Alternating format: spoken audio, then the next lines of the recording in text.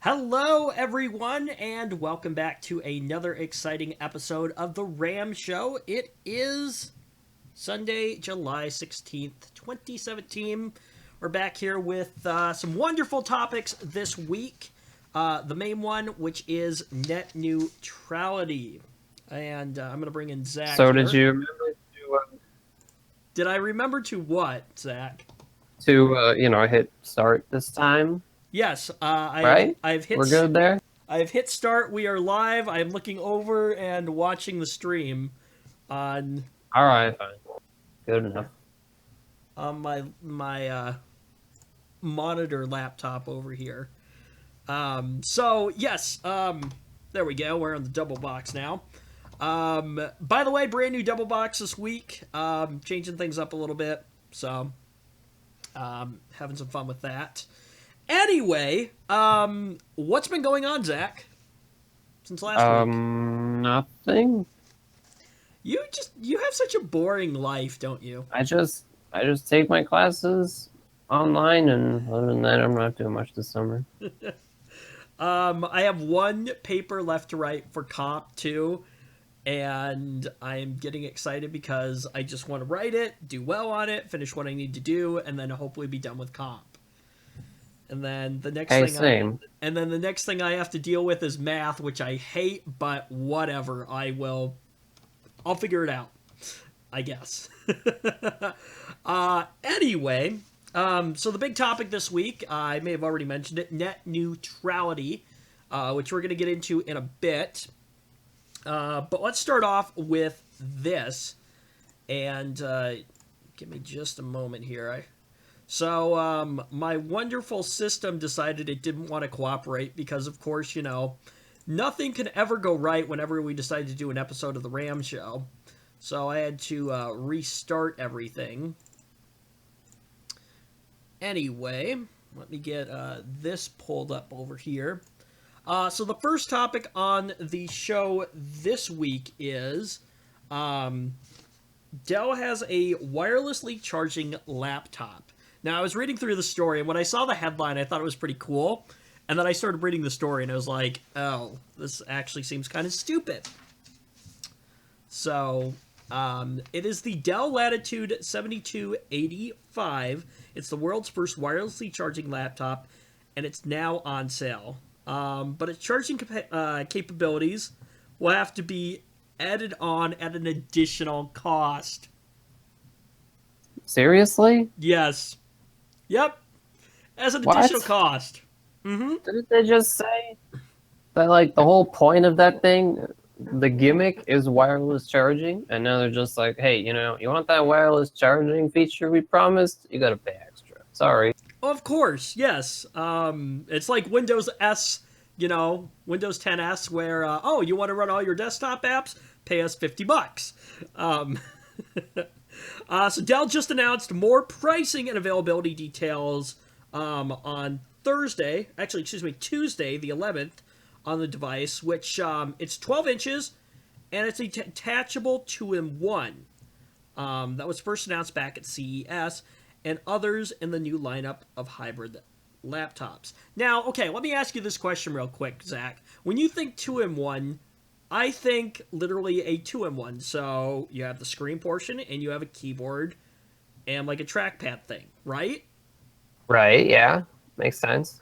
Okay, so why the extra cost? Well, it's not the tablet part that has wireless charging capabilities, as Dell achieves that through a kind of hack. So the company uses an attachable keyboard, get this, sold separately. Oh, so that's how you pay extra for it. You have to Yes. buy the keyboard that has wireless charging. Yes. So, and I'm not quite sure, it doesn't say in the article, but does that mean then that if you want the wireless capability, that is a separate, like, is there an additional base that has that What? capability in it? Or does the thing come with a base already? Because that's what I said. When I think of a 2-in-1, I think of you have the actual like tablet portion of it, and then you have the keyboard and mouse portion of it. So if it's only coming with the tablet I portion, find it, you find it what? I find it rather curious, like, why is this a desirable feature in a laptop? I don't think I would care about that. Wireless charging? I think the future is wireless charging though. It probably is, but like at this point, I don't feel like it makes sense to pay a premium for that on a laptop. You could kind of argue for it on a phone. You know, maybe it's nice and convenient. Maybe it's cool on a phone, but on a laptop, Well, some manufacturers already I don't have it know. built in too for like phones and stuff like that, and like my Unless Apple you're not Watch. paying extra for it, I don't see the point. Yeah, If you're not paying extra for it, though, sure. You I know, do. more features is better than less. Yeah, I do have to say that it's nice, like on my Apple Watch, where like at the end of the day, I take it off, I throw it on this little puck-looking thing, and it starts charging. And like the same thing would be nice with like a cell phone. But yeah, you're right. I don't know if it makes sense on a laptop. But I don't know. I'm sure someday it'll be standard, but right, I don't know. I I'm guess not my gonna go out of biggest my way thing for with that. this is, and again, like I said, I don't know if like you buy the device and it comes with like, obviously it's going to come with a tablet portion, but I don't know So if is that all you get when you buy this thing, though? that's Like, what I'm what? wondering. I'm wondering if it's just a tablet, because if it is, then it's not technically what I would consider, at least in my mind, a 2-in-1. It's That's just a not a tablet. 2-in-1. That's a tablet that you can buy a keyboard for. Yeah, exactly, and then attach it to it. So I don't know. So the company uses What about the specs? Are the specs good? Let's well, see. okay, hang on. We'll get i5, whatever. I've never heard of this. 7Y54? What is that? Is that a typo? Might be a typo. no. Unless it's a 128 typo gigabyte on the SSD. article.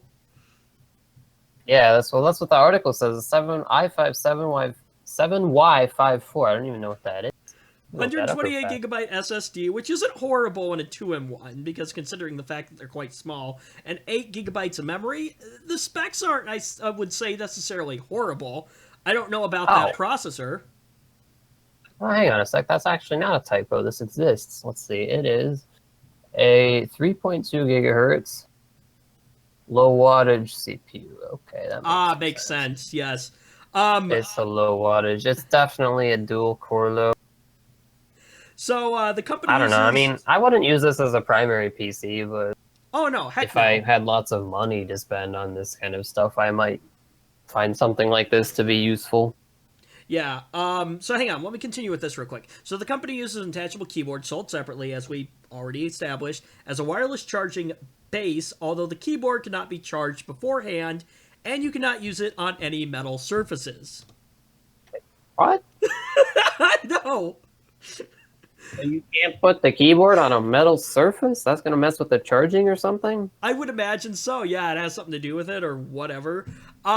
So this is why I said when I looked at this article and I saw the title of it, I was like, oh, hey, that actually is kind of a cool idea. And then I started reading the article and I was like, oh. It's got so many problems. Yeah, exactly. You got to pay extra for the thing that makes the gimmick work.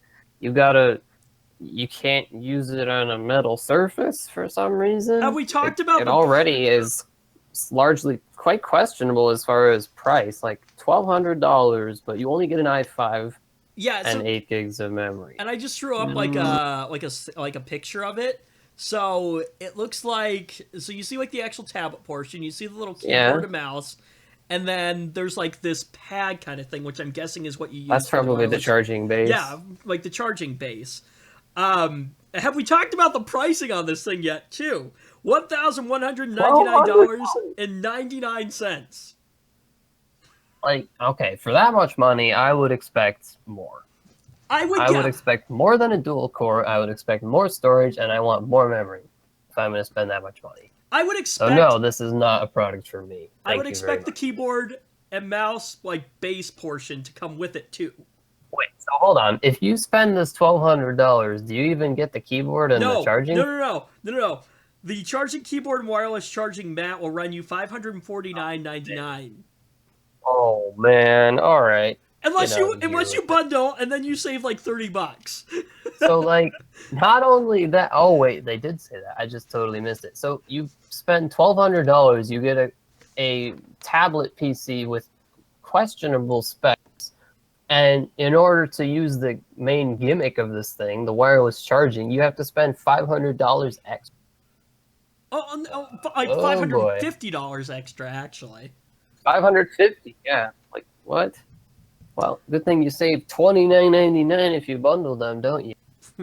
Yeah. Yeah, that's kind of a ripoff. I And a mean, I third. guess it's a interesting thing that they put wireless charging in a laptop, but then I guess they think that that means they can charge a fortune for it, and I don't know, unless it's a really desirable feature that everybody but me really cares about, then I don't see it selling.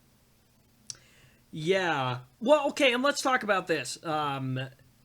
Being the chief of hardware, Zach. Now I know you don't have much Fancy title. yes. Sorry. Well, no. That's part of the reason I changed it, and I thought it sounded better. I mean, you haven't really heard of this processor yet, but like I was based confused on, as to why it has a Y in it. What does the Y stand for? I have no idea. Looked it up on art. Like this. It's not a typo. Okay. I mean, Well, okay, think about the well, all right. wacky, but think about the wacky naming scheme that Ryzen has. Yeah. So I mean, I guess it's not that wacky. There's like, it's just increments of 100, and an X is a higher clocked version. That's about it, really. yeah.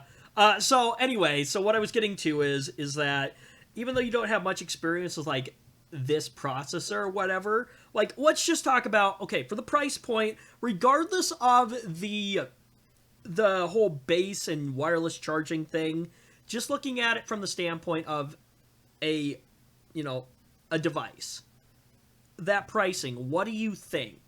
Now Here's keep what in I mind, think. it's got a I think touchscreen in it. that this needs to be compared to the Surface, because this looks to me like Dell's version of the Surface.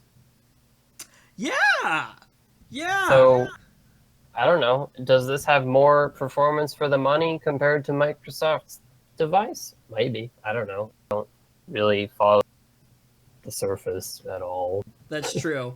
But just I mean, based this off the of, CPU is just it's just another dual core hyper-threaded mobile chip, low wattage, whatever. and that's why I'm interested in your opinion. So regardless of now, okay, let's put it this way. So based on what you're getting for a processor, clock speed, all that stuff, memory and space, considering there's also a touchscreen built into this thing, at least I'm assuming there is, because usually It's two in got a ones pen, do. so I would hope. Oh, I didn't even notice that.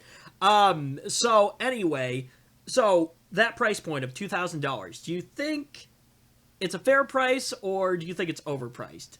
Well, I'm taking a look at what the Surface has right about now. Now, I know there are i7 Surfaces. However, those are also dual-core i7s. What? I'm fairly certain. I might Wow. be wrong. How long do you think it'll be before we get a quad core in, or do you think that's even And I possible? really don't even understand what is a dual-core i7 even exist for, other than, I guess, probably supporting virtualization. What does it do that your usual dual-core hyper-threaded i5 doesn't do? I have no idea. Remember, you're the hardware Because, one. well, okay, sure, but I don't know. I don't see the point of this. It feels kind of misleading because, I don't know, if you see the sticker that says i7, you probably expect that it's better than an i5, right? But those Oh dual-core yeah, ones really are. yeah. I think I Okay, did that. well, I don't know. Microsoft is very keen to... Oh, here we go. All right, so let's see. For $1,200... No, wait, $1,299, sorry. It's a 12.99. Okay. Let's see. Okay. Microsoft will give you a 256 gigabyte SSD, 8 gigs of RAM, and an i5 that is otherwise unnamed. So, other than the additional SSD space, it's not really that much better. I don't know, $100 extra, you get more SSD space. That's based. So I don't know. I suppose compared to the Surface, which is probably not stellar as far as price to performance either, but compared to the Surface, which it very much seems very similar, it is largely equal in terms of what you pay and what you... Your audio just At dropped least out on from, me. what? Hi? Hello. When did I stop? In terms of price, and I think that, yeah, let's go from there. Um, yeah, this doesn't seem to be any better or worse than the Surface in terms of price to what you, at least, as far as a 2-minute Google can tell me. Okay, like, portions of your sentences are getting cut out. Okay. We're good now, right? Yeah? Yeah, sure, we'll give that a try, and we'll see what happens. All right. It does not seem to be any better or worse to me than the Then the most Surface Pro. comparable Surface model. Yes, Okay. which does seem to be what it's targeting. This looks like Dell's version of a Surface. I don't know what's with my audio though. That's nuts. I don't know if it's the awesome MediaCom cable or maybe your headset or whatever. Although I thought It's the Discord push to talk support is a little wonky that probably actually is what it is. to some extent. Yeah, I don't know. Like when I have to be clicked into the window in order for it to even do anything for me. Yeah. Okay, moving on. Next topic. AMD Ryzen's Threadripper chips are hundreds of dollars cheaper than Intel's counterparts. We have some pricing information now. So, AMD will give you 16 cores hyper-threaded for $999. And that basically puts Intel's pricing scheme in the dumps. Where it belongs, I should add. So now this says the Threadripper chip, along with the new motherboards that support the high-end processors, are going to be available in early August. Which I'm sure the other interesting thing is you'll probably save money on motherboards too, and they won't be so, well, one would hope they won't be as flaky as X299 boards. I wondered about that. I wondered, like, okay, so you're buying a new processor for, what is it? So basically, what they have to do here is not botch the motherboards, and they've just got an easy win here. Yeah. I don't think they're not obviously going to overtake Intel, I don't think, but they can maybe make a huge impact here. I would expect that there would be some price cuts on the Intel side, but I don't see them being huge, as they normally aren't. So AMD, like when Ryzen launched, the price cuts from Intel were less than spectacular. I think. Well, okay, but you have to think though. Okay, AMD, they haven't really done much, but there's a lot of hype about Ryzen. But I wonder if once they start coming out, now that specs have actually been released, and then like I said, once people start getting them, start using them, I wonder if Intel will be like, oh crap, they're actually pretty nice specs though. We need to. That's for sure. We need to figure something out. Yeah, so AMD announced its high-end multi-core Threadripper processors back in May, and on Thursday, the company finally gave some solid details as to what we can expect from the new chips, along with pricing and release information. So the Threadripper line will launch 2 chips, the $799 Ryzen Threadripper 1920X with 12 cores and 24 threads, and a 3.5 gigahertz base speed that can be boosted up to 4.0 gigahertz. And the top tier $999 Ryzen Threadripper 1950X, which will offer the previously promised overkill of 16 cores, 32 threads, clocked at 3.4 gigahertz, with boosted speeds up to 4 gigahertz. And like AMD's other Ryzen processors, both Threadripper models are unlocked for users to overclock as they see fit. Well, not bad, given that 2 years ago that same amount of money would have only got you 8 cores. From Intel, that is.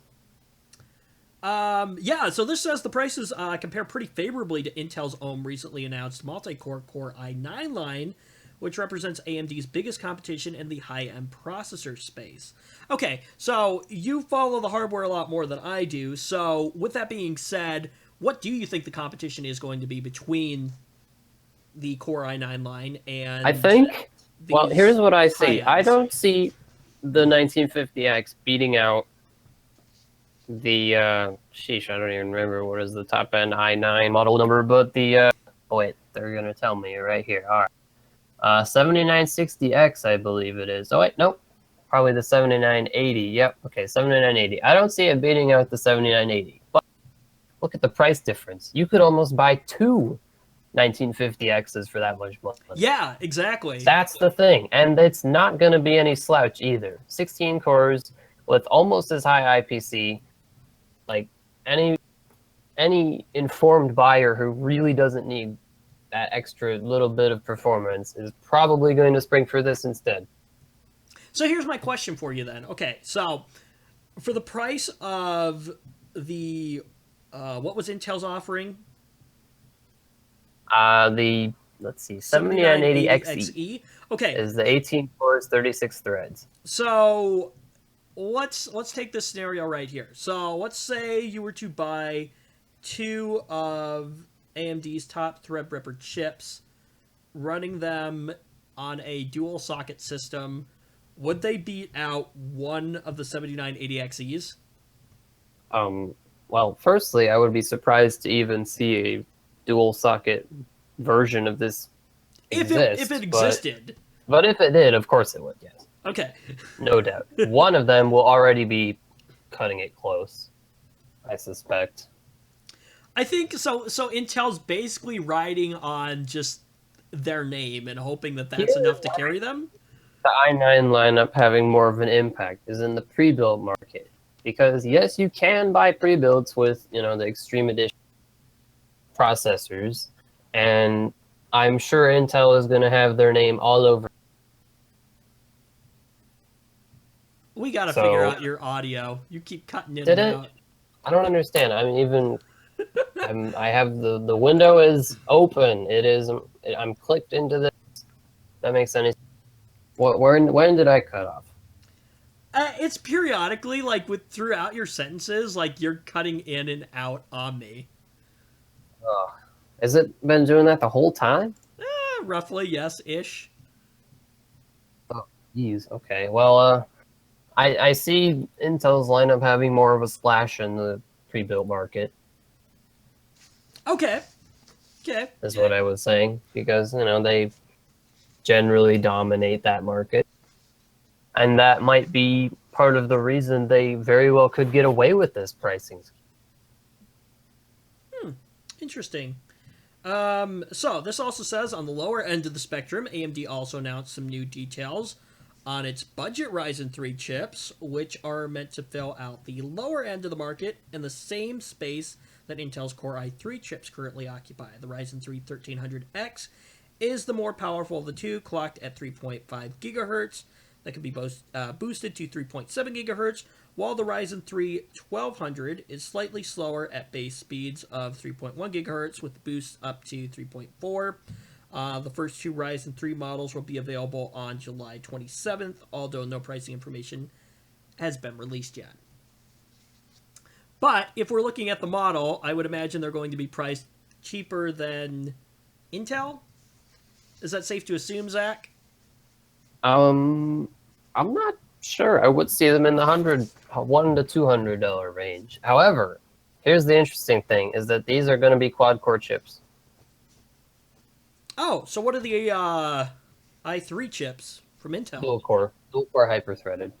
Oh, okay, so you're getting two more So cores. that's where you're gonna have the win. This is going to be by far and away probably the best budget chip in the price range, unless you can afford a i5, which may be better, may not be better. I don't know. I mean, we'll have to wait and see. Interesting. Anything else you'd like to add on before we move on to our next topic, Zach? No, I'm good. Okay. So moving on to our next topic. Now, how many times has this happened to you, Zach? You're sitting there, you got your cell phone, it rings, some odd number pops up. Yeah, it happens. So usually ignore it. Yeah, usually I do too. Usually what I do, if somebody calls me and I don't know who it is, I will usually just send it to voicemail. And if it's important enough, they'll leave a message and I'll call them back. So the Federal Communications Commission wants to crack down on unwanted robocalls, and it's looking at ways to help consumers block them. Now, hold on real quick. I have to say, this is kind of funny here. So there are two topics that involve the FCC on this show. Right here, we're praising them for something. Later, we're going to be dinging them for something. This is funny. Like, okay, preventing robocalls, because that's what the FCC wants to do now. Totally in favor of it. Abolishing net neutrality? What a disaster. I don't know. I'd rather have net neutrality and live with robocalls than the other way around, you know? Yeah, that is true. Well, okay, I shouldn't say luckily, but hopefully this isn't one of those, like, we get this new, like, protection from robocalls, and net neutrality goes away. But we'll get into the whole net neutrality thing in just a moment.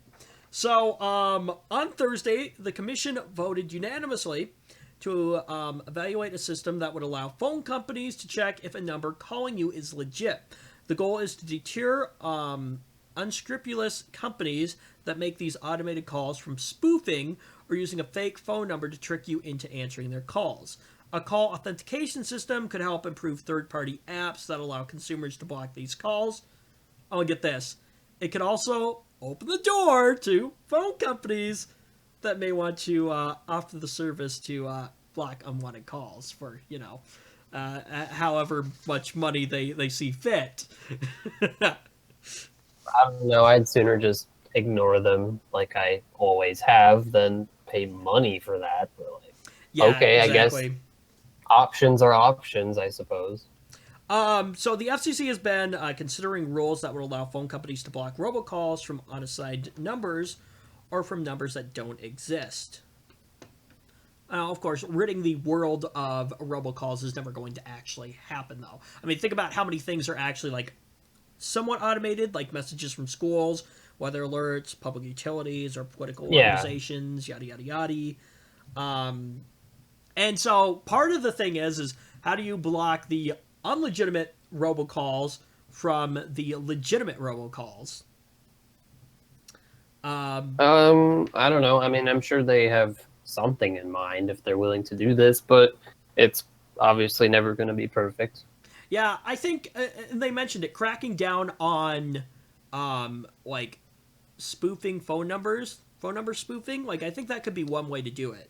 Because, like, this is what happens. So, these corporations, people, individual, anyway, whoever is sending out the robocalls, they will spoof local phone numbers in order to make you think that somebody local is calling you, and therefore you're more likely to answer the phone. Well, think about it. You're more likely to answer an area code that, corresponds to your area, right? Oh, yeah, so exactly. if they spoof that, you might be more likely to answer it, or I guess that's the idea.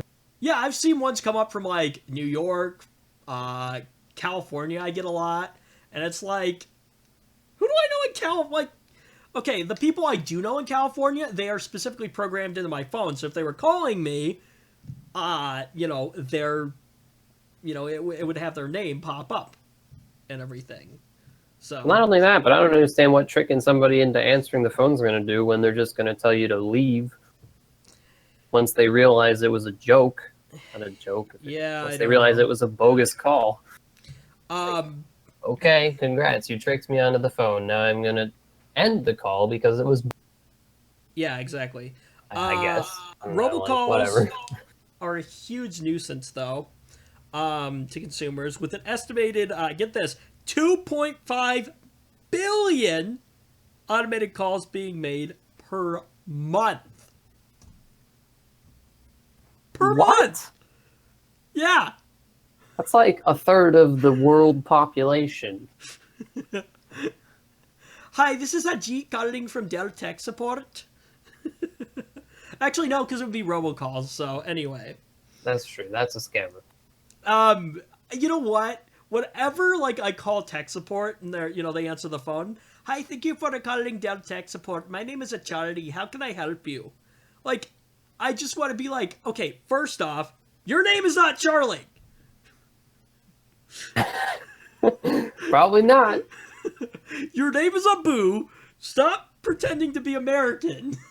Like Although, it's like that accent doesn't really help your case. yeah, exactly. Although, so my director at work actually said that, like, sometimes they actually will give them, like, Americanized names. Whether that's actually true or not, like, the parents will actually do that. Whether it's actually true or not, I have no idea. But anyway, no, like, half the time I really want to be like, no, your name is not Charlie, you are not American, because whenever they do it, they have the most white name, like, possible, like Steve. Haven't you ever noticed that, though? I don't call tech support, so no. I rarely don't ever, because, like, and maybe you agree with me. Here's the problem with tech support. They never seem to know what the hell they're talking about. This is why I go to Google instead. Yeah, this is why I fix my own stuff and everything. It's also the same reason, like, oh, would you like the protection plan on that? No. If I have problems, I'll figure it out myself. Yeah. Anyway, so FCC Chairman Ajit Pai, that's how you say his name, said robocalls are a top consumer complaint. Americans are mad as hell that they still get these phone calls in spite of efforts by Congress and the FCC to stop them. He said the FCC said it gets more than 200,000 complaints each year concerning unwanted calls, and the Federal Trade Communications said it receives roughly 5.3 million complaints about telemarketing calls, or received 5.3 million complaints about telemarketing calls in 2016. I actually just put my phone number on the do not call list, so hopefully people don't, like, at least telemarketers don't call me. How about people just stop buying stuff from them? Then they'll stop calling, right? Yeah, maybe. I don't know. Doesn't that sound fair? I don't know. It sounds good to me. It wouldn't happen if nobody paid them. Yeah, it's probably actually true. So Pai said the FCC's latest effort to curb these calls could make a huge difference in the volume of robocalls consumers get. Commissioner Mignon Ooh, have fun with that Pemberton? one. I probably totally just, like, butchered that. But anyway, she agreed. She said the agency must take a multiple-pronged approach to address this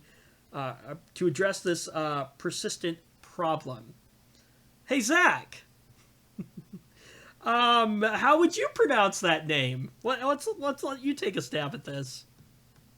No. That's how I would pronounce that. No. We'll just call her the commissioner.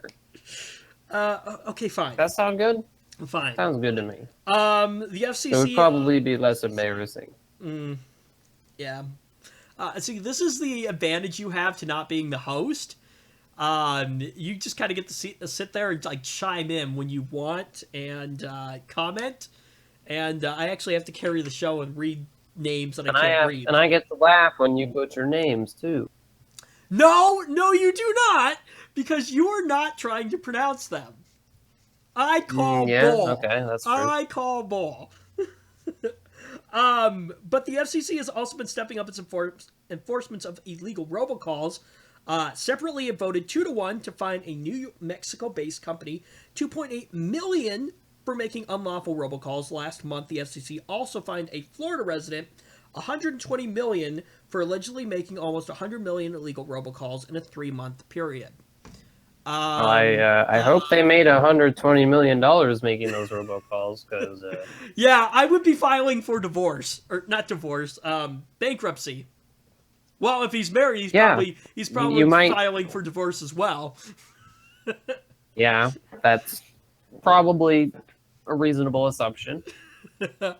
Although, if he has that much time to actually, like, do that stuff, maybe he actually is single, so... Maybe he is just good with his computer, and his computer does it for him, you know? Oh, yeah, that is true. They are robocalls, so... yeah. Anyway, no, an estimated 2.5 billion automated calls every month? Like, holy crap. Jeez. Anyway. So, final thoughts on this. I'm wondering if, like, because the FCC is kind of cracking down on these companies, as we saw, and they're finding them now. So, that may help hopefully prevent as many robocalls from happening and deterring people. But that's the other thing too, like spoofing and like these people aren't stupid. They know what they're doing. So I don't know. It'll be interesting to see what happens moving forward. But yeah. Okay. Moving into Microsoft news. What did Microsoft do this week? Now, oh boy. Here's the thing. When I was looking through the Microsoft news this week, I really couldn't find anything all that like juicy-ish. What I did come up with though is people are pissed about the redesign of Skype. People use Skype still? Ooh. I think in a lot of business settings they kind of do. Oops, I didn't mean to do that. Anyway, so Microsoft's radical redesign of Skype isn't going down well.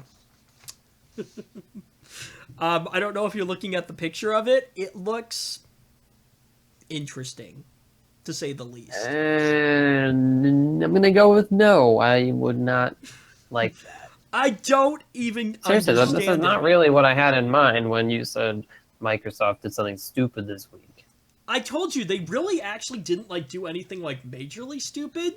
They just pissed a lot of people off this week with this redesign. Well, that's kind of what they do all the time, so it's... So this was like kind of the best thing I could come up with. Besides, like, the new charger for the Surface Pro looks really stupid. But yeah. Those are okay, like... well, apparently this looks really stupid too, and a lot of people agree. Yeah, while Android users have had access to the new Skype design for a month, the refresh only debuted on iPhone a couple weeks ago, and ratings of the Skype app on Apple's App Store have plummeted worldwide since the new Skype launched. In the UK App Store, Skype is now rated at just a 1 star. I wouldn't be surprised if whoever came up with this is probably looking for a new job right now. Maybe. While ratings have fallen from 3.5 stars in the US to just 1.5 stars, the same is happening across European app stores' ratings for Skype, and the feedback appears to be very similar. This latest update is the most thrown together looking thing I've ever seen in a long time. I actually kind of agree with that. Like, I don't understand it. From what I'm seeing, like,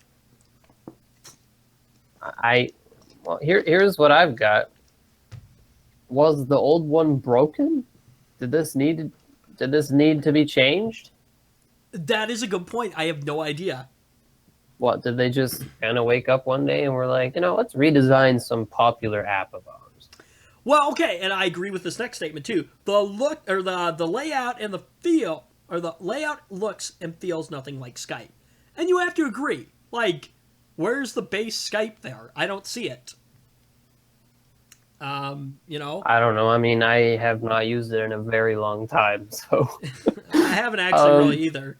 The chat but system, it looks nothing like what I remember, let me tell you that. Yeah, exactly. The chat system was a mess, and the highlight system just screams, "We want to be as successful as Snapchat." Well, apparently the people have spoken, and they decided they prefer the former. Yeah. Not the latter, sorry. Other reviews took a similar tone, with many suggestions that this is the worst Skype update ever. Even in the Google Play Store, where an overall rating is applied regardless of versions, Microsoft's Skype rating is starting to slip thanks to many 1-star ratings in recent weeks. And it's easy to dismiss these as the usual pushback from, radical redesign. Let's think about it. Okay, when Microsoft redesigned Windows 8, people didn't really like it, and then they got adjusted to it. But, okay, at least with Windows 8, portions of the system were still kind of there-ish. I mean, it was still mostly Windows. Yeah. This totally looks completely like a 180. This looks to me like they threw the old one completely in the trash and just made a new one. Yeah, I'm like started over again. Let's see. because we've seen that. Facebook suffers the same reaction every time it changes its newsfeed. However, Skype has been through a number of design changes over the years, and the app was already hovering around just 3 stars in the App Store ahead of the big changes introduced last month. Okay, so this sounds like typical Microsoft here. Oh, okay, people already don't like it, so let's fuck with it more. Oh crap, I didn't mean to swear, but anyway, okay. Anyway. Ha, good job. Well, I'm not wrong. You're not wrong. Let's you are very much more. correct. Yeah, the F-bomb just kind of dropped out there. Oh well. We may need to change the rating on this for mature audiences only. No, I'm just kidding. But yeah, it's like, oh, well, let's just screw with it more. Like I said, what was the point? Was there a lot of people complaining that this looks terrible? I don't like this. Change it. This says Microsoft has radically redesigned Skype this time to focus more on messaging, and it has changed what people are used to with Skype. Now, here's my thing, though. Isn't the whole point behind Skype not so much messaging, but video conferencing? At least that's what I've always used it for. Fairly certain that's what it was initially created for, yeah. A lot of businesses use it for that, as outdated as it is. So why the push for more, or did Microsoft think that by focusing more on messaging that it might make it more relevant? Who knows? That's probably what's going on, is my guess, yeah. Oh, also typical Windows or Microsoft, instead of fixing the many issues around Skype's notification and sync unreliability, Microsoft has painted over the obvious problems with new features that let you use emoji in video calls and a highlight option that's very similar to Snapchat. So yeah. So how does that paint over those issues? All it does is seems to me like they were just like, quick, just distract them with something shiny. And that's what I think they mean. They kind of just painted over them. Where they're like, here's something new. Don't pay attention to the other stuff. There weren't any issues before. What are you talking about? Look at this. This is cool, right? Right? Yeah. I honestly don't know. Like, I wonder what it's going to take. I wonder how long, if Microsoft goes down this path, that they are going to remain, like, relevant. Before people finally just say, you know what, it's not worth it anymore. I'm sure they'll be around a long time, don't get me wrong. I'm sure they probably will too. But, like, I don't know anymore. It's ridiculous.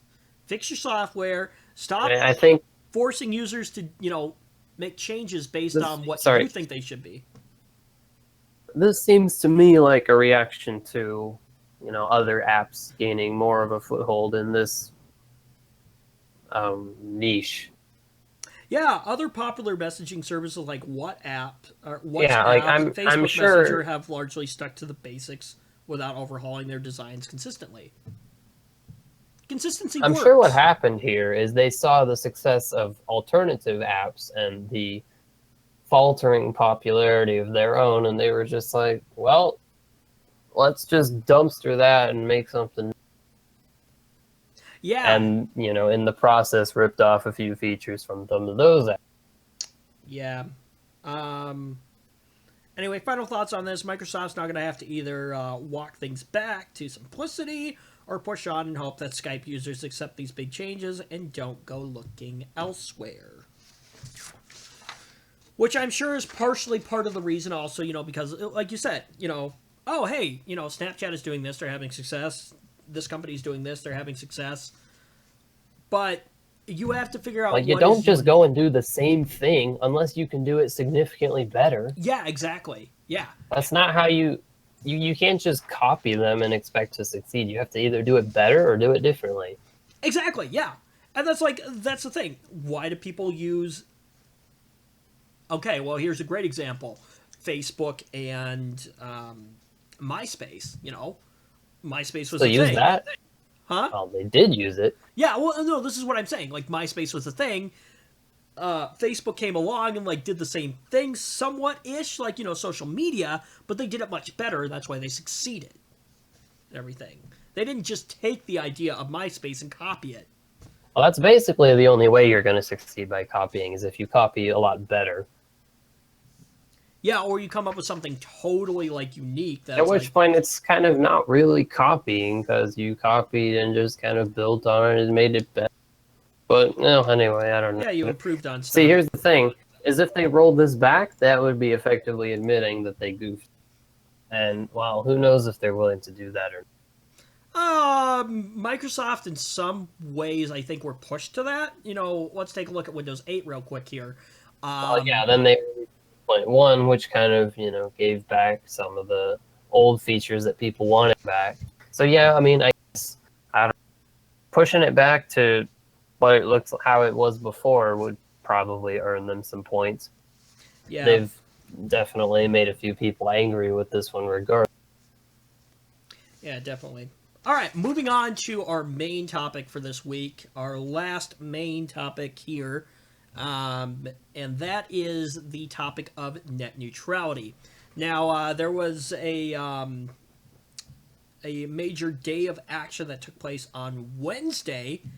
A Fight for the Future, a nonprofit activist group that helped organize Wednesday's Day of Action online protest, said Thursday the Federal Communications Commission received more than 2 million comments urging to keep a free and open internet. The total nearly triples a similar action protesters took during an internet slowdown day in September 2014.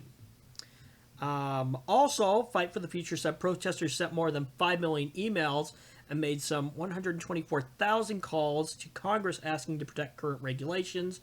Another protest organizer, Battle for the Net, said tens of millions of people saw protest messages on sites including Netflix, Airbnb, Reddit, and Medium supporting net neutrality. Facebook CEO Mark Zuckerberg even weighed in, posting a similar message of support. His comments received more than 83,000 likes. So, wow, your move, Comcast. I'd like to see you spin removing net neutrality into something good for the consumer, or whatever they want to call it. So, I'm sure they'll try, but I don't know how many people are going to buy it. Yeah, so before hopefully no one. Before we move on with this topic, I think it's really important to actually discuss, and we've discussed it a little bit in the past, but exactly what net neutrality is. Because, another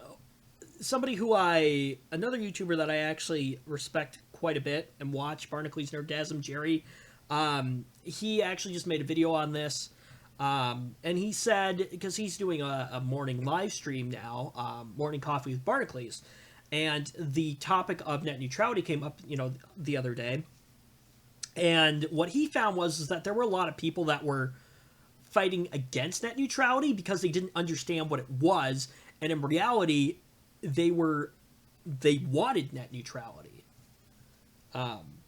and some of that could be because of the wording or stuff like that. Well, and think about like the media and stuff like that, So basically, what he's saying is people want net neutrality, but they think by being against net neutrality is what they actually want when it's not what they want.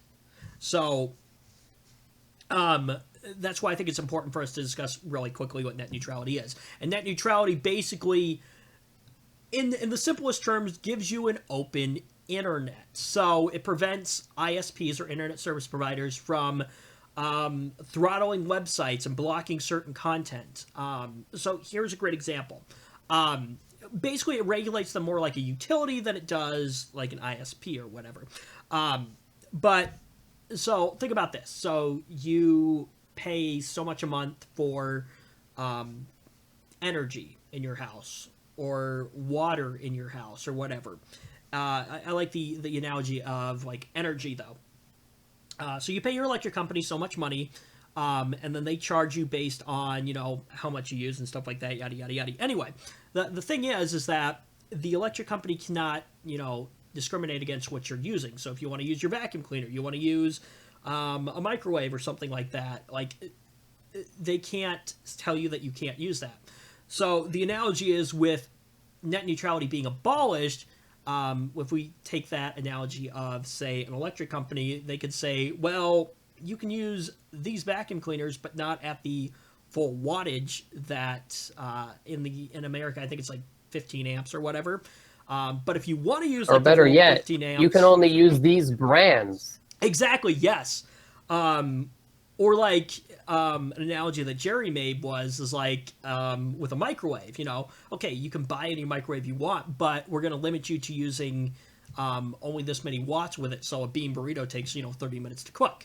But if you want to use the full wattage of it, you can buy these approved microwaves and stuff like that. So it's basically the same thing with the internet, where Comcast could say, oh, you want to watch Netflix? Okay, sure, but we're going to throttle it down to 1 meg, therefore making their cable package more enticing because it's better quality and stuff like that. But that is what net neutrality prevents ISPs from doing. And you know what? Let me throw up this graphic real quick here because this is a great representation. I sent this to you, Zach. So this is for, like, I think telco.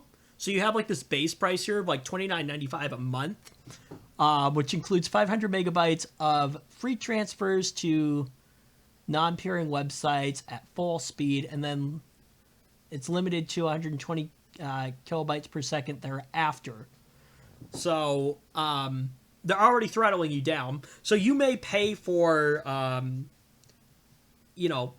megs down, but they may throttle a website, like we said, Netflix, down to 1 meg. Here's what it says, really. It says that data is data, and you can't treat it, and you can't discriminate against certain kinds of data. They can't say, yeah. oh, you can use our video service, but not Netflix. They can't do that under net neutrality. Yeah, so like, and we see here like $5 for the Pathfinder package, so you get Google, Yahoo Search, WordPress.com, Flickr, Blogger, Bing, YouTube. Now we should probably mention that image is not real. Not yet, anyway. Yeah, hopefully it never will be. Hopefully, yeah, exactly. Hopefully it never will be. But like, look at that over there. Like the $10 Hollywood package, where like what kind of a joke is that? Seriously? Yeah, but yeah, the $10 Hollywood one over there, where it says like that's what you would have to pay extra on top of your $29.95 to get YouTube, Hulu, Netflix, yada yada yada, and stuff like that. So this is the thing. Net neutrality prevents all this from happening, and it'd be a total disaster if net neutrality ever went away. And as Jerry said, if it does go away, there's a good chance we'll never get it back.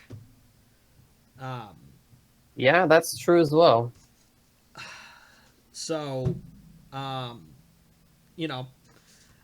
that's the basic thing. That's what net neutrality is, and we've now explained why it's so important. Like I said, it gives you an open and free internet to be able to do what you want with it. Now, Ajit Pai says that by abolishing net neutrality, that it's going to help ISPs, expand their infrastructure and make a better internet and stuff like that. And he's basically... Okay, here's the thing. That is bogus. No, it is not. They have more than enough money to do that, but they don't. Exactly. They already have the available capital to do that. Okay, and the other thing is... anyone who says they cannot afford that is lying to your face. Yeah, and he's banking on this idea that... he's basically saying that we'll abolish net neutrality and we just have to trust the ISPs, which is not a good idea whatsoever. Why would we do that when we can just keep it how it is? Yeah, exactly. Well, okay, so here's the thing. Think about this. Let me ask you this, Zach. Okay, in your area, okay, how many DSL providers do you have? Right. One off the top of my head. Okay. In addition to cable. How many cable providers do you have? I say that again? How many cable providers for internet do you have? How many options do you have? One. Exactly. One. Exactly. And this is the case in a lot of areas. Now, in my area, luckily where I live here in Clear Lake, I have I suppose we could You probably have get. a fiber co-op, which is like the dream. Yeah, exactly. Well, not all of it is fiber, but they're working on upgrading the infrastructure. I happen to have That's the fiber. thing. They're actively doing that instead of just sticking with cable. Cable's great, guys. Yeah, well, I mean, some services are actually upgrading their infrastructure, slowly ish, but anyway, the thing is though, is in my area I'm a little bit unique, so I could probably get CenturyLink, which is DSL, if I wanted to. Um, I could, or we can go with MediaCom if we want, which is cable, and then we have our local co-op, which is CLTel, where I can either get. We happen to have fiber, and like I said, they're expanding it throughout the city. And some places I think still have actual cable, but in that case, you have two ISPs that are providing a cable connection. So, there's a little competition. Yeah, So, if one decides, here's this dumpster level offer for you, then all of their customers have another option. But most people don't have that. They get exactly. cable companies trash and they will like it because there is nothing else for them. And back to the whole trusting your ISP, the reason you usually only have one ISP in a particular city is because these ISP companies sign contracts with cities to be the exclusive ISP in that area. Well, not only that, but oh geez, I totally lost my train of thought. Sheesh. Oh, well, ignore that. I'm sorry. Um, I'll wow, probably Zach. remember it in the middle of your next sentence. Well, okay, so I sent you this other graphic right here. Now, again, Ajit Pai says that we have to trust the internet provider, or the ISPs, right? Oh, hey, you know what? I just remembered what I wanted to say. Look at that. Here's what I got. If they want these rules abolished, but they just want your trust because they're definitely going to continue to abide by these practices even without the rules, right? Then why do they want the rules abolished? Yeah. Well, okay. So here's a great thing. So let's take a look at this right here. Now, net neutrality is put into place about 3 years ago. ISP issues before net neutrality, which is somewhat misleading because the last one on there says 2017. But anyway, in 2005, Madison River Communications blocked voice over IP services, and the FCC put a stop to it. In 2005, Comcast denied access to peer-to-peer services without notifying customers. In 2007, AT&T blocked Skype and other voice over IPs because they didn't like the competition for their cell phone services. Now let's stop on that one for a moment there. So if you're getting internet through Verizon or even on your cell phone, Verizon could say, well, we don't like you. And in fact, one of the AT&T tried to block access to FaceTime unless customers paid more money in 2012. So they could say, well, we don't like you using other services like Discord or Slack, so we're going to block them so that you have to use, You have our to use services. our messaging service because it's the best, right? Exactly. In 2011, Metro PCS tried to clock Maybe I may have written that one. Oh, yeah, that's supposed to be a B. Tried to block all streaming except YouTube, and they actually sued the FCC over this. Yeah, I meant to put a B in there. Oops. AT&T, Sprint, and Verizon blocked access to tethering apps on Android Marketplace with the help of Google in 2011. If you don't know what tethering is, it is the process of being able to basically turn... actually, you know what? Let me do this. Here we go. So, I have my cell phone here and everything. So, what I can do with this is I can go into the settings and literally turn my cell phone into a hotspot, and I can use my cellular data to feed something like my laptop or a tablet or something like that. Now, companies previously would block the ability for you to be able to do that unless you paid, a certain amount of money. Verizon demanded Google block tethering apps on Android because it let owners avoid their $20 tethering fee. This was despite guaranteeing that they would, or that they wouldn't do that as part of a winning bid on an airwaves auction. They were fined $1.25 million over it, and that was in 2012. But which is probably chump change to them. But anyway, yeah, that happened. So actually, I think I remember something like that. I won't go through the rest of these because they're up there on the screen. I'll leave them up for a moment if you want to read them. But the point is that when Ajit Pai says that we have to trust the internet service providers, bull crap!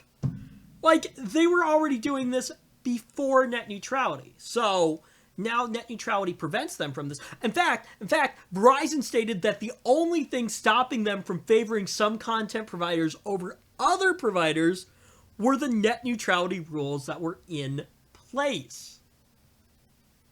Well, on the plus side, a lot of people are really angry about this. So hopefully their message is heard. Yeah, exactly. We really hope, because it's probably going to be a disaster if it's abolished. Oh yeah. Well, look at the list of things. Unless you're lucky enough to have a fiber co-op, you know what I mean? Well, yeah. Who knows what CLTel would do, but it's basically going to be like a cable TV package. You have this channel, you have this channel, you have this network, whatever, and you got to pay extra for these premium. Yeah, exactly. Channels, I'll go back to it's basically going to be like here. You can have this website, that website, this one, but you got to pay extra to go on these places. Exactly. Yeah. Does anyone want that? I don't understand why anyone would want that. I would love it if everyone in the country was angry about this. Yeah, and this is the thing too. Is like I said, I think. Well, okay. Let's take an average consumer or whatever. They may have heard the term net neutrality, but they don't actually completely know what it means. So you have that issue there. And everything. So I think really important thing to do is that not only do you need to, talk to the people in Congress and, tell them abolishing net neutrality is a bad idea, but you also need to inform other people that net neutrality is actually a good thing and it's something that we want and it's something that we don't want to go away. How about you tell them what's going to happen if it does go away? It means that if you want to go on YouTube, you're probably going to have to pay extra for that. If you want to go on Facebook, you'll probably pay for that too. Exactly. Instead of just you pay for internet access and you can send whatever data you want over it. And that's why I think the whole, educating those who don't understand what net neutrality is so important. The more people that we can inform about it and what it actually does and how it protects you from the creepy, well, we'll use that word, from the creepy ISPs, I think the more support that we'll be able to get. And like I said, Jerry was super surprised by how many people were, fighting for the abolishment of net neutrality because they didn't understand exactly what it was. So that's why I said. Now, you know what worries me is that the chairman of the FCC wants it abolished. Why is he the chairman of the FCC then?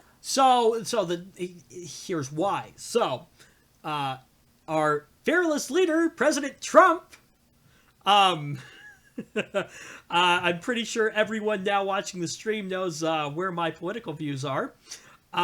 Anyway, he wants to. For the record, I disliked them both. We are not going to. And here's the thing: I hate. Yeah, let's avoid that. Getting into politics here on the Ram Show, but anyway, so regardless of whether you like Trump, regardless of whether you don't like Trump, yada yada yada. Anyway, Trump wants to undo everything that Obama did. It doesn't matter what it is, and in fact, and Jerry said this, and I agree with him. I wouldn't be surprised if Trump actually really doesn't actually know what abolishing net neutrality actually would do. I think he's just, it's something that Trump did, so I want to get rid of it. Well, Ajit Pai, from day one, has wanted to abolish net neutrality, so Trump was like, oh, hey, here's somebody who wants to abolish it. I'm going to make you the head of the FCC. And that's how he got there. Wow. Yeah, real nice when when somebody who's basically in the pocket of the cable companies is in charge of the FCC. Yeah. So, moral of the story there, net neutrality is an important thing. It's something that we need to keep around. Contact your congressman. And you actually sent me an article, didn't you, Zach, on... what was that article that you sent me on net neutrality? I sent you a comic about net neutrality. Yeah, something like that. Anyway, who was it about? I don't remember. Oh, let me... Oh, evidently, Ted Cruz does not know what net neutrality is. And here's another voicing an opinion against it. So whoever wrote this decided that they would educate him. And again, whether or not he reads it, I don't know, but you know, right. it's informative, I suppose. But this is another great example of, you know, that whole theory of people really don't know what net neutrality is. It's like they want what they say they want is basically what net neutrality is, and yet they're saying they don't want net neutrality. So then, what do you want? Do you just want to rename it? I mean, you can call it something else if you want. And like I said, that's what Jerry was thinking. Was he was wondering if the name was confusing people. But yeah, like he said, here's an idea: abolish net neutrality and then reinstate the exact same thing under a different name, and see how many people support it. Yeah, the only problem is if we abolish it, like I said, it's probably not coming back. So that's true. So, you know, I'll settle for the name we've got. Let's keep it here. Exactly. Like I said, it's just, I think, informing people that, you know what, this is what neutrality is, this is what it protects you from, this is what happens if it goes away. And I think at that point people would say, oh, okay, I'm pro net neutrality now. So, do you want to spend more money to do the same things on the internet that you can today? No? Okay, well then you want net neutrality. Exactly. Yeah. Is basically what the situation is. Yeah. Because I don't know who would want to spend more money on that. And Jerry had information about like where you could go to. There's a website that like you just type in your name and like a couple other pieces of information, automatically sends a letter off to like Congress and stuff like that. I'll figure out what that is. I'll put a link down in the description below after we get done with the live stream and stuff like that. But yeah, net neutrality is important. It's something that we need to keep around. So, any final thoughts? I'm good. Wonderful. So that is the end of main content for this week. We always encourage you to, comment down below and, share your opinions and stuff like that, and let us know how we're doing and things like that. Before we leave you this week, I have one last story that I'd like to go through. So, UK-based Wi-Fi provider Purple recently conducted a clever experiment to prove how oblivious people are when agreeing to a company's terms and conditions. Now, the company added a community service clause to its unusual terms that stated that users may be required at Purple's discretion to carry out 1,000 hours of community service that may include cleansing local parks of animal waste, providing hugs to stray cats and dogs, manually relieving sewer blockages, cleaning portable lavatories at local festivals and events, painting snail shells to brighten up their existence, and scraping chewing gum off of the streets. And not surprisingly, a lot of people agreed to the terms. Not a couple dozen or even a few hundred, but more than 22,000 in 2 weeks. I mean, to be fair, who has time to read all that? Nobody. So, yeah, don't worry. We're not going to round up these individuals and ask them to don their rubber gloves and repay their community debt. Purple wrote on its website, the real reason behind the experiment is to highlight the lack of consumer awareness when signing up to use free Wi-Fi. That's funny to me. Well, okay. So there was another company that did the same thing that said, would you like give up one of your children? And like over half the people agreed to do it in the terms and services. Nice. Again, same thing. Nobody reads it. So yeah, I think that was a fun little story that I thought I would share. before we left this week. So, yeah. And anything you would like to add on that? No, I'm good. Okay. The idea was for there to be a little bit more talk about it, at least at the end. But anyway, rule of thumb: you probably should read, the EULAs, but Even like Zach so, said, nobody has time for that. yeah, It who should has probably time be, for that? it should be illegal for it to be past a certain length. That's never gonna happen because it's a legal thing, and if you know anything about the legal system, it takes for freaking ever. Well, of course it does. Why do you So, think when companies sue each other, it takes years for it to go anywhere? yeah, exactly. So, anyway, with that being said, thank you so much for joining us this week here on the Ram Show. You know what? I don't think we actually really had that many problems this week, did we? No, other than my trash audio as always. No, your audio usually is pretty good for the most part, but it got better near the end. Anyway, with that being said, again, thank you so much for joining us this week. It's been a ton of fun. We'll be back next week with more great topics. So here's what we'd like you to do. If you like the content that we produce here, make sure you give it a big thumbs up rating. If you don't, you can give it a thumbs down. We'll cry about it later. Anyway, We won't. leave your comments down below on anything that we talked about this week. And then, you can also comment on what you liked about the show, what you didn't like about the show, what we can do differently for next week. And if you really like the content that we produce, consider subscribing to the channel for more content. With that being said, I am going to end this episode of The Ram Show, and we'll see all of you next week.